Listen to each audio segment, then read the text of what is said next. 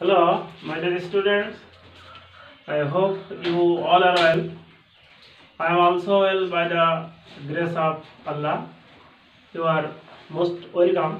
Now I am going to take a English second paper class. Our today's topic is noun. You know the noun its meaning is বিশেষ্য পদ অর্থাৎ তোমরা জানো যে কোনো কিছুর নামকে নাউন বলে। ঠিক আছে, আমি আবার বলছি যে কোনো কিছুর নামকে নাউন বলে। আমরা বলতে পারি noun is the name of anything, কোনো কিছুর নামকে নাউন বলে। তাহলে দেখা যাক নাউনের ক্লাসিফিকেশন নিয়ে আমরা আজ আলোচনা করব। যে প্রধানত নাউনকে দুই ভাগে ভাগ করা হয়, একটা হচ্ছে কনক্রিট নাউন, এছাড়া একটা আছে অ্যাবস্ট্রাক্ট নাউন। অর্থাৎ যে নাউনের বাহ্যিক রূপ আছে এবং আমরা ইন্দ্রিয়ের সাহায্যে অনুভব করতে পারি তাকে বলা হয় কনক্রিট নাউন। দেখো তুমি উদাহরণ দেখলে বুঝতে পারবা কনক্রিট নাউন যেমন cow, tree, man, gas, air, flower ইত্যাদি। এবার আসো অ্যাবস্ট্রাক্ট নাউন। অ্যাবস্ট্রাক্ট নাউন হচ্ছে গুণবাচক।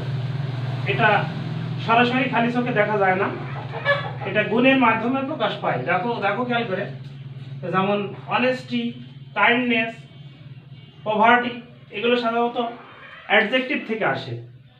যে কারোর দোষ, গুণ, সংখ্যা, পরিমাণ এগুলো বোঝালে যেমন অ্যাডজেক্টিভ হয়, এই অ্যাডজেক্টিভ থেকে আসে। দেখো অনেস্ট থেকে অনেস্টি, কাইন্ড থেকে কাইন্ডনেস, পোর থেকে পভার্টি। এখানে poor adjective, kind adjective, honest adjective, এই অ্যাডজেক্টিভ থেকে এসেছে। এই নাউনগুলো, এই গুণবাচক নাউনগুলোকেই বলা হয় অ্যাবস্ট্রাক্ট নাউন। দেখো খেয়াল করে তোমরা যে এই কনক্রিট নাউনকে আবার চার ভাগে ভাগ করা হয়। তো সেটা কি? Proper noun, 2 common noun, 3 collective noun, 4 material noun. Proper noun সেটা কি? প্রপার নাউন বলতে বোঝায় যে কোনো কিছুর নির্দিষ্ট নাম, কোনো ব্যক্তি বা জায়গার নির্দিষ্ট নামকে বলা হয় প্রপার নাউন। যেমন দেখো খেয়াল করে ঢাকা, রহিম, করিম এডিসি। কমন নাউন, কমন নাউনটা হচ্ছে এক জাতীয় কতগুলো বিষয়বস্তুকে একত্রিত অবস্থায় বোঝায়, এক জাতীয়। তাহলে দেখা যাচ্ছে সেই ক্ষেত্রে আমরা বলতে পারি দি কাউ, ম্যান, দি হেন। অর্থাৎ এক জাতীয় কতগুলো প্রাণীকে একত্রিত অবস্থায় বোঝালে সেটা হবে কমন নাউন, মানে এক জাতীয় সবাইকে বোঝাবে। এবারে দেখো কালেকটিভ নাউন। কালেকটিভ নাউন শব্দের অর্থ হচ্ছে সমষ্টিবাচক, এক জাতীয় কতকগুলোকে বোঝায়। যেমন কমন নাউনের ক্ষেত্রে আমরা বলেছি যে জাতিবাচক, অর্থাৎ এক জাতীয় সবাইকে বোঝাবে। আর কালেকটিভ হচ্ছে এক জাতীয় কতকগুলোকে বোঝাবে। যেমন দেখো ক্লাস, টিম, ক্যাটেল। তাহলে এক জাতীয় টিম বলতে একটা টিমের ভিতরে কয়েকজন প্লেয়ার থাকে, তদ্রূপ ক্লাস একটা শ্রেণীতে বেশ কিছু শ্রেণী থাকে।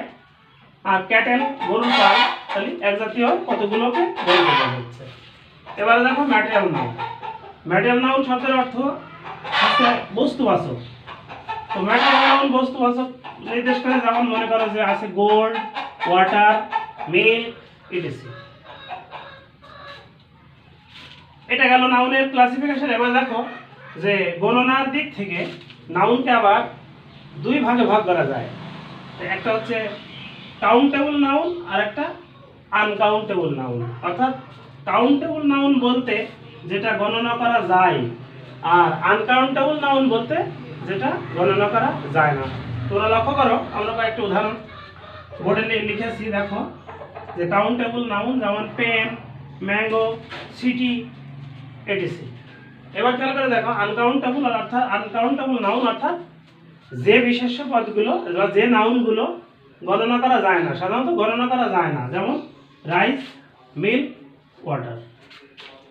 Thanks for the student of class 7. See you again. Goodbye. Okay.